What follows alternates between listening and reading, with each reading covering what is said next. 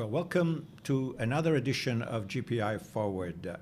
Today, we're going to talk about censorship versus responsibility on the web.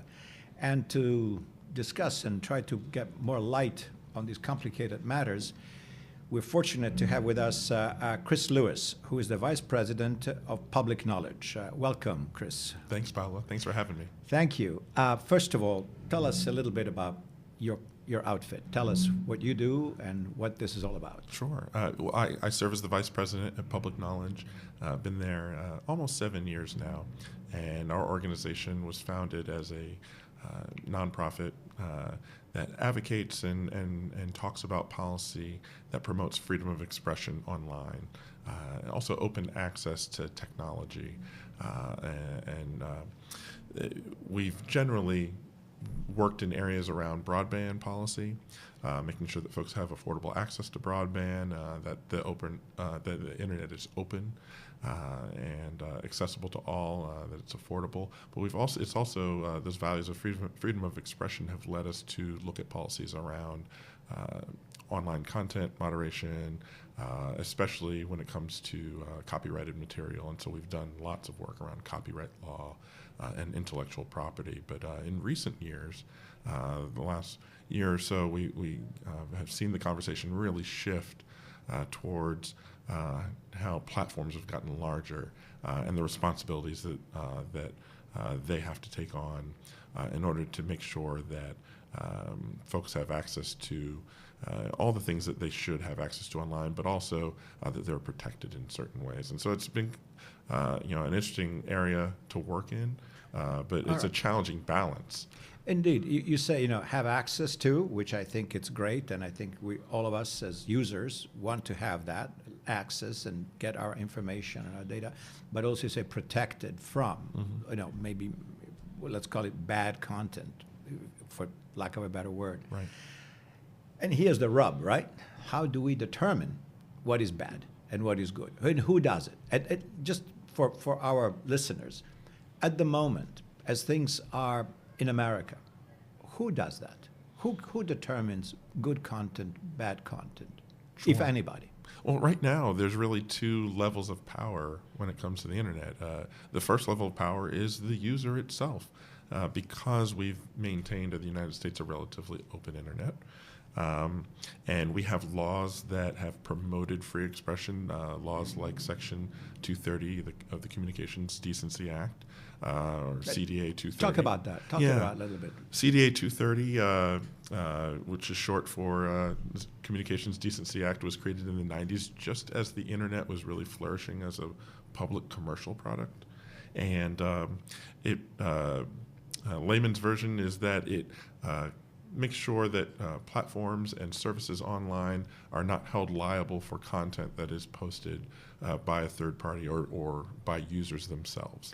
Which really means, in kind of in layman's terms, if I am Facebook, right, and somebody's posting something that turns out to be objectionable, nobody can sue me for having allowed my platform to be used as a vehicle to post what turns out to be objectionable material according to whatever stipulation, right? And not just objectionable, but illegal content. Yes. And so, again, we first encountered this when it came to copyright law. You're not allowed to publish other people's copyrighted material without their permission. But because the internet is so powerful and folks can rapidly post things, by the millions every second, the ability for a platform to monitor that they have the ability, but it is very difficult. And so Section 230 allows some relief from that liability for illegal content as well as content that is objectionable. So let's try to understand, what are the dimensions of the problem. We know, and again, this was kind of prompted by the massacre, unfortunately, that occurred just a few days ago, literally, in New Zealand, in which the perpetrator, the person who decided to engage in mass murder, targeting communities of Muslims in these mosques, who are there, congregating for services. And he thought that it would be this great idea to broadcast this massacre, live, essentially, online. And he managed to do this successfully. And those videos that he produced as he was actually killing people, as awful as this sounds, were all over the place. And it took a while for the platforms to be alerted, I guess, by the New Zealand authorities to say, hey, this is going on, and to take it up. But at that point, the proverbial horses had already left the barn, and you can shut the doors as much as you want. The content was already out, had been duplicated and downloaded and re-downloaded, I don't know how many times. And so even though they took it down, the damage was done. And this is the kinds of problems that we're facing already, but potentially, in other instances, God forbid, of other such horrible situations. Now, what can we do as a society, government, the platforms, the users, everybody, legislatures? I mean, is there anything that can be done about this? That's the difficult question. And so at Public Knowledge, the way we are approaching this is that there really is a balance of values of free expression and permissionless creativity online that we want to balance against protecting against harmful content like this. And so I described one level of power, which is the decision point at the user. But now, because of this incident, folks are talking about two other levels of power and whether it makes sense to implement checks there. The first level is at the platform itself. What responsibility should a platform have? And we're saying platform, but most people think of a Facebook or Twitter or YouTube or a Tumblr, but that definition is important. What does a web service, a website, an online platform have as a responsibility to keep harmful content from its users? And who makes that decision? Does the platform make the decision of what is harmful, or does someone else? Most platforms have some sort of standards that they publicize, and that's important because then as a user what is allowed on the platform. And so if something gets taken down because you've violated those standards of service, then you really have nowhere else to go. You have to follow their rules in order to use their platform. But that level of power is ultimately reactive in our current environment and under the current law. These companies react fast, but they can't always move as fast as the internet does because they're reacting after Indeed. Something gets posted. So basically, yes, you cannot prevent something from happening. You may be able to quickly, or rather quickly, try to be as fast as you can to remove it after it's been posted, right? The way that platforms are set up now, you can't. Yes. The question is, do we want to ask or require platforms to change the way they're structured in order to require things to be prevented before they're even posted? Yeah. If we do, there are implications that we have to take into account. And then we see that balance shift between security and freedom of expression, between creativity and protecting against illegal and harmful content. And when that balance shifts more towards security, there are things that we could lose. There could be a chilling effect on the development of platforms and what they're willing to allow posted. One example we talked about when you and I were in that conversation earlier was live streaming. Live streaming is the fastest thing we have to react to right now. And the only way to stop something from being live streamed is to not allow it to be streamed at all. Yeah. And so, are we going to ask platforms to not allow live streaming? Well, that will change the landscape of the internet. Are we going to ask them to put checks on who they allow to live stream? That could also change the landscape of the internet, because now you're asking for permission to post content in a live streaming format. And then that trickles down to things that aren't real-time live streaming, uploading content that doesn't get posted right away, or do you have to go through hurdles and checks in order to post your content on a platform? And what impact will that have on creators being able to create content when they have to ask for that permission? And then the ultimate check is, does government get involved? If government starts to get involved and put mandates not only on the content but on the platforms itself, how does that come up against principles of free speech that we've really tried to protect in this country, and the benefits of a broad, flat, powerful platform like the internet, those benefits that have been provided to everyday people to be able to create and publish things that could go away. Well, look, again, just to put this in context, if I may, a little bit, not that I'm going to try to make a history of freedom of expression in the United States, but we've always had, extreme content has always existed. Yes. Way back at the age of our founding fathers, it was so-called yellow journalism, That's right. which was garbage, where people were pillared, that people said that George Washington was a British spy, and Abraham Lincoln was a monkey, or some crazy things and wild accusations, etc. But what was on the side of the people at that time was speed, right? Yes. And the ability to spread the bad news, which was done usually through printed publications, which took time to produce and edit and distribute, etc. And also the circulation was, limited, because literate people were still, I would say minority, but not that many. Right. And not many people subscribed to whatever they were, the newspapers or the magazines at the time. So not that we haven't invented this problem today. What we are confronted with, and I think everything you said seems to support this, is the speed at which the stuff spreads, both the good stuff and the bad stuff. Yes. And that also, we still have a First Amendment to the United States Constitution, part of the Bill of Rights, that says, absolute freedom of expression, whether it's about political views, religious views, or anything else. And that's a blanket.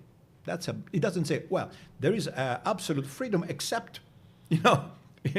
footnote here.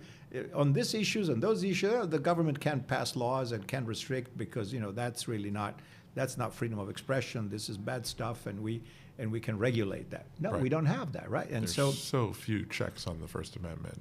We're really talking about almost nothing. Dangerous speech.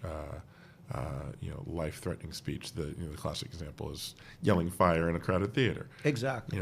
But beyond that, there's almost no limitation. Because otherwise, you say we're going to, limit political speech and political expression. People can have, maybe some strange political positions, and who are you to say that that's, unconstitutional, and that's illegal, and that is not protected speech?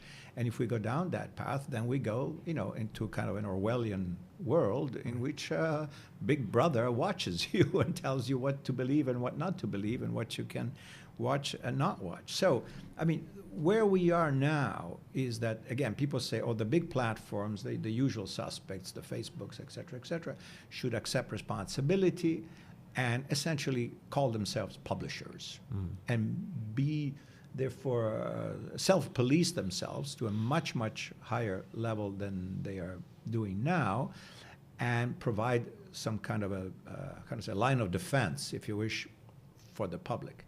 But then you say, okay, well, that sounds good. Really? Is that? Do we trust the self-policing ability to say, okay, well, this sounds good. Okay, we'll allow this. Or this sounds not so good. We don't allow this. Is that?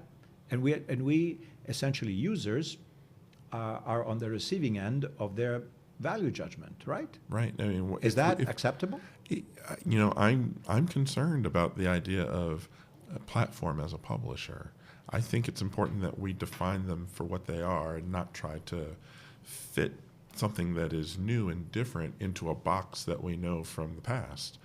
We can learn from the past, and certainly we can learn from newspapers and publishing about levers that we might want to use. having editing or editors is certainly a lesson we can learn from publishing. But I don't think just describing a platform as a publisher works, given the broad diversity of platforms that we have out there. Is Facebook a publisher? If so, then we're going to ask Facebook to edit content that is being posted by individual members. However many millions or billions of people are on Facebook, they will have to edit everything that you post on Facebook, because that is the responsibility that comes with a publisher. Perhaps we want to instead define them as a platform and have a conversation, and even a conversation led by government experts about how to define different types of platforms, because Amazon's platform as a marketplace is very different from a social media platform, which is very different from YouTube's video platform, which is different from Twitter's platform, which is more microblogging, and so each of those are created and structured to do different things. But to study those platforms, to understand what they're structured to do, but also to study the impact of the large dominant platforms, I think that's where we need to be right now in order to make careful policies that are applied properly and solve the problems we're trying to solve.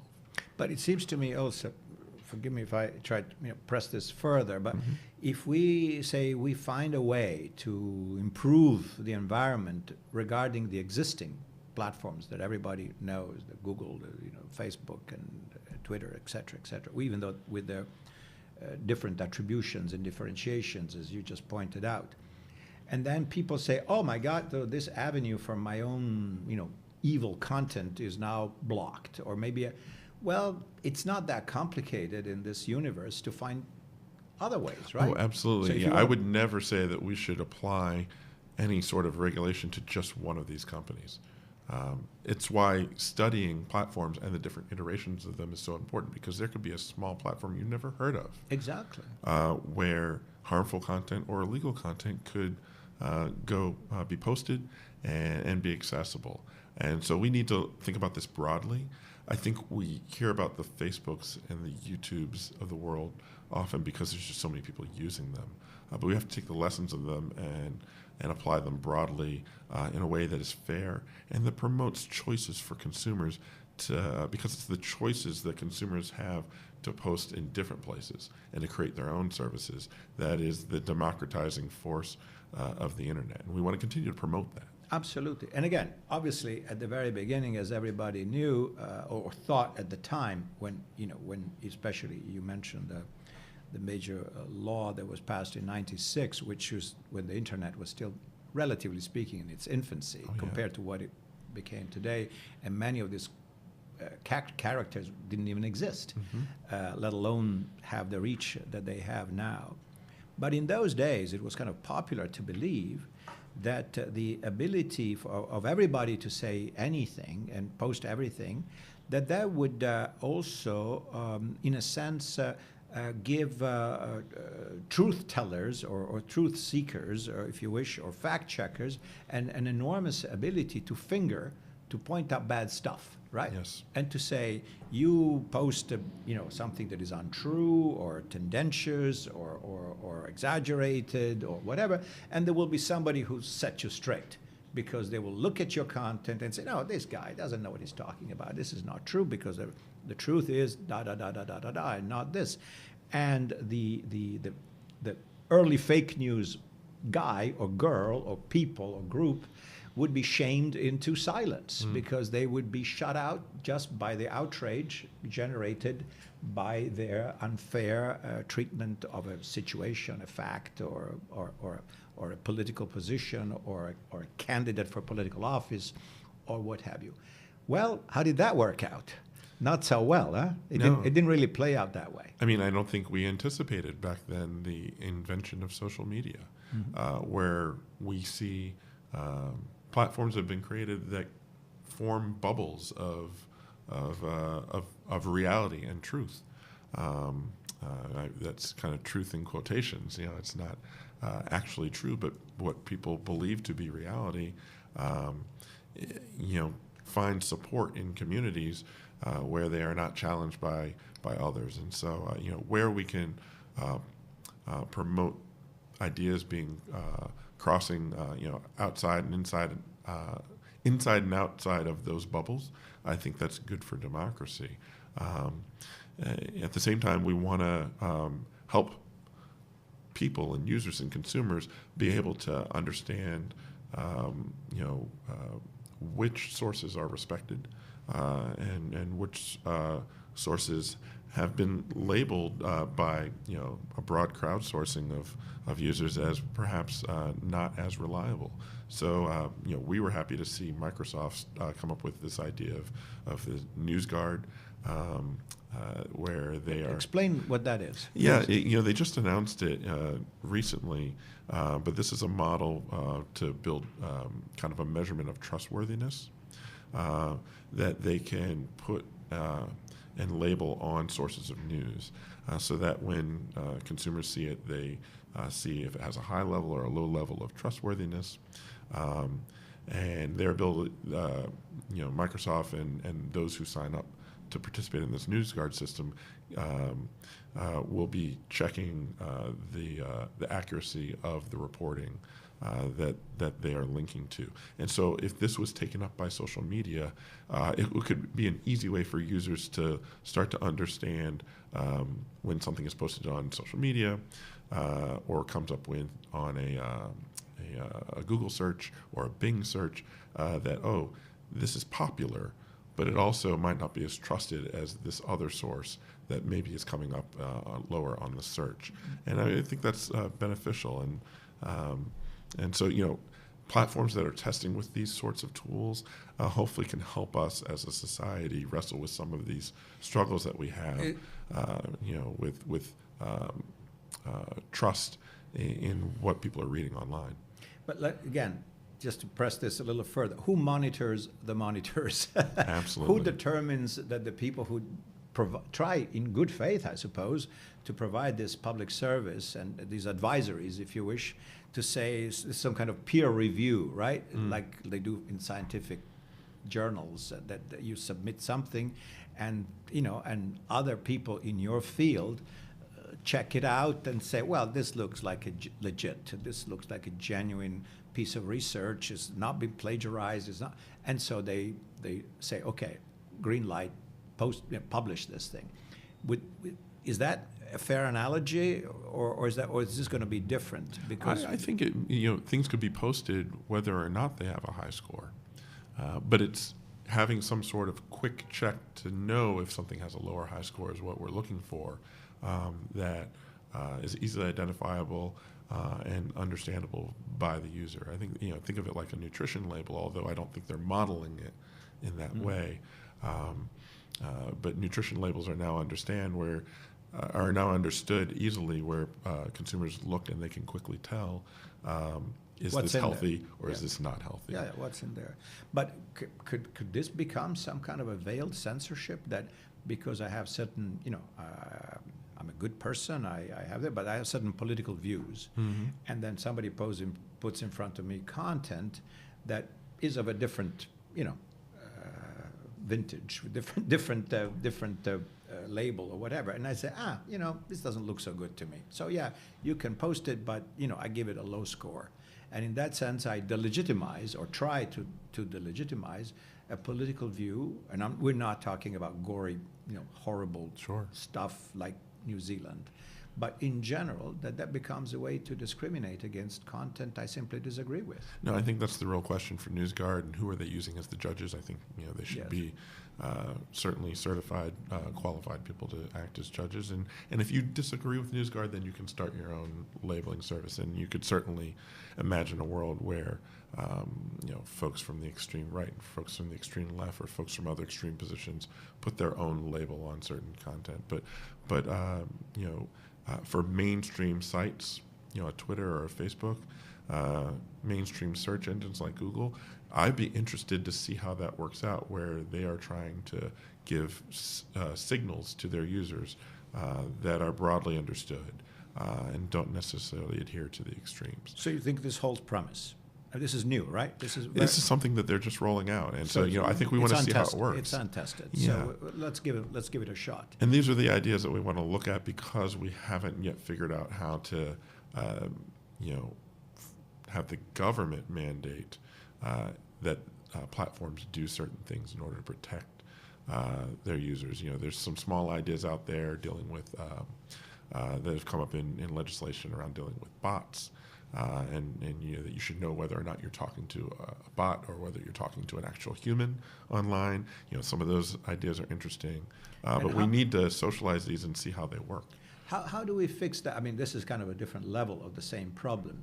We know a lot about, just the special counsel Mueller just ended his investigation, and whatever, he determined that the Trump campaign was not involved in any collusion with Russians, but certainly it did determine quite clearly that the Russians did actively try to subvert, in a sense, or influence our political process by injecting all kinds of stuff, mostly garbage, to create confusion within American public. And to sow division.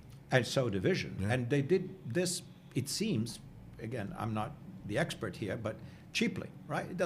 They spent a few $100,000, maybe not even that, That's right, to cause quite a bit of chaos. And the public quite often had no idea. I mean, in fact, I would say in all cases, had no idea about the origin of this content, where it was concocted, manufactured, etc. Yeah, I think Can we protect the public against the reoccurrence of such situations like the Russian interference in the 2016 presidential elections? I think we need to try some of these solutions, and we need to continue to look for other solutions. To enact them and put some of these requirements on platforms to look at, identifying bots, identifying trusted sources. I think this is a place to start. But in the end, we're going to have to apply them broadly, and we're going to have to see how they work with different types of platforms. And so, again, the definition of a platform is very important, and the requirements that you put on them without limiting free expression are going to be challenging. And so we have to study, the different ways that they work, and really think about the broad implications of how you apply certain regulations to certain platforms in certain situations. Let's try to kind of see if we can embrace this whole problem, as big as it is, and try to, give our listeners a sense of what we're really talking about. Okay. The internet now, how many billions of people are we talking about on a daily basis are on the internet? Gosh, billions, right? Definitely in the billions, yes. So, and the bad stuff, such as it is, it's certainly a fraction of an enormous amount of content Right. that is out there, most of which is legit. You may find it stupid, silly, maybe superficial, frivolous. People who put their, YouTube videos of their cat that does funny things and get Very popular, large audience for cat videos. and get millions of hits. But you can say it's stupid, but it's not objectionable or harmful or malicious or racist or something like that, right? So so we're really talking about a fraction of the entire content, but that causes these huge problems of trying to police this enormous environment that is, by the way, growing every day. And we haven't seen the end of it. It's like the internet is not finished. In other words, we don't know the new frontiers, the new possibilities, the new platforms, the new devices, the new things that will come. And maybe 10 years from now, if we have the same conversation, we'll be talking about entirely different things because the mechanics of the whole thing have changed, the users have changed, and everything is completely different. So here in the United States, we've got principles which were established hundreds of years ago, Yes. right? The First Amendment to the Constitution. And then, we developed a kind of a universe of traditional media, in accordance to that, with the understanding that the government would not police free speech. Yeah. It certainly would not limit free speech except for the extreme circumstances you outlined earlier on, like, shouting fire in a crowded theater. Now, there is a history of the United States putting regulations on platforms. We talked about the printing press and newspapers or broadsheets. Think about the broadcast era, because there were limited opportunities to get content available or to produce your own content, I should say, for broadcast, and because they used the public airwaves. The FCC and government authorities put restrictions on what could be produced and shown on broadcast television. Mm-hmm. They created standards of fairness, right? Also, if you express one point of view, you got to give space to the other point of view. Well, actually, cases, that's right? You're talking about the fairness doctrine. That was something that was created, and that actually was repealed. So there actually is no fairness doctrine or standard anymore. But there are quality and standards for decency that are applied to broadcast. And so, how do you, given that history, can you learn lessons from the values that you tried to promote with previous communications technologies? We argue that you can, but what we had an expert agency who understood those technologies. They understood communications networks, they understood broadcast and media. This was the Federal Communications Commission. Why not, again, I'm talking about studying, why not empower experts led by the government through congressional hearings, through expert agencies to study digital platforms and how they work, and look at how we want to protect the values that are important to us. Diversity of expression and freedom of expression, securing and protecting people from harmful content, promoting competition, so that because it's the competitive options and the ability to move from one part of the internet to the other that makes it so powerful, and that empowers people to create without asking for permission. If we think about how we promote those values and balance them with some of the security concerns, then we can come up with some ideas, hopefully, that can be tested out in the marketplace. So, one idea out there is the importance of promoting interoperability of platforms. So, yes, if Facebook has a standard and they restrict certain things on their platform, you could go to a smaller, lesser-known platform. But what happens when you are so invested in the content that you've put up on Facebook that it's hard for you to leave?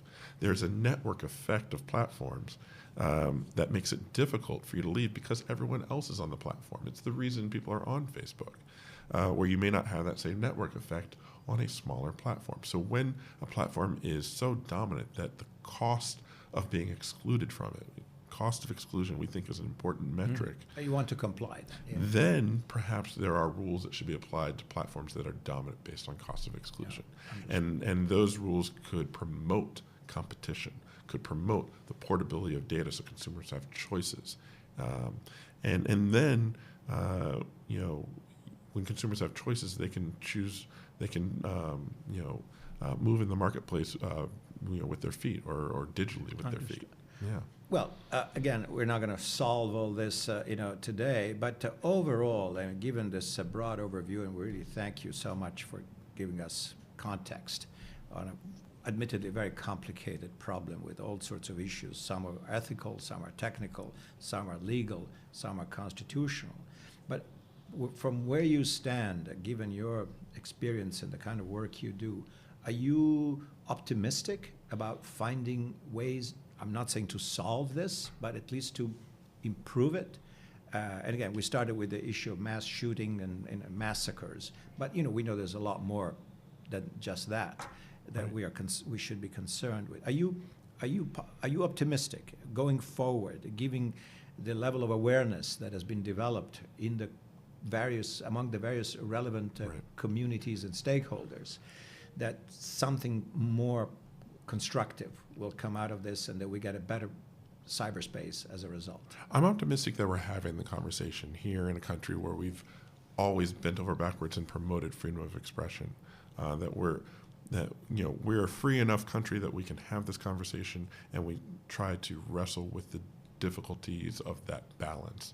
And so that makes me optimistic. But it doesn't mean it's not going to be difficult. But making policy and balancing values that can be in conflict sometimes is difficult. It's been the challenge of this country. Whether it's the balance of the First Amendment and freedom of speech, or the balance of the First Amendment and freedom of expression. I meant freedom of the press. These are all things that we've had to balance over time. We will always have to work to do that as new technologies arise, and I don't think that changes with these large platforms that are powerful and provide great benefits, but bring challenges because of their speed and their reach. Is something that we have not seen before. It's unprecedented, and so we have to learn to wrestle with that change in technology. Well, with that, on this at least a mildly optimistic note, we want to thank Chris Lewis, the Vice President of Public Knowledge. Thank you so much for being with us, and we'll have you back because this story is not clearly over, and hopefully the next time we meet, there would be more, who knows, more positive news regarding the rolling out of the Microsoft Enterprise, this new system that you just mentioned, and maybe other things. Yeah, absolutely. I look forward to talking more about it. We didn't even get into some of the things that Facebook's trying with their algorithms and so forth. So, we should definitely continue this conversation. Very good. Thank you, Chris. Thank you.